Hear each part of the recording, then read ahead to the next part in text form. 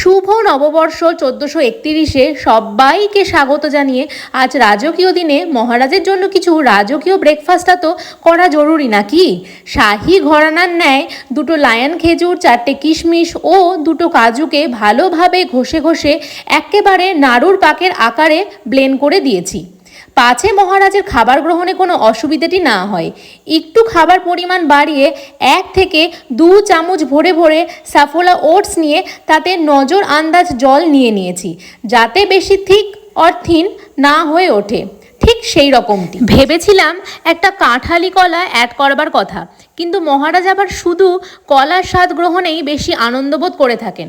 মোটামুটি একবার জাল দিলেই বা একটা বলক আসলেই কিন্তু ওটস রেডি হয়ে যায়, তারপর একটু রেখে দিলে জিনিসটা ফুলে ওঠে। তবে হলো না মহারাজের জন্য আজকে রাজকীয় দিনে একটা রাজকীয় টাইপের সামান্যতম কিছু ব্রেকফাস্ট। এটা বাচ্চাদের জন্য অবশ্যই হেলদি এবং পেটও ভরে।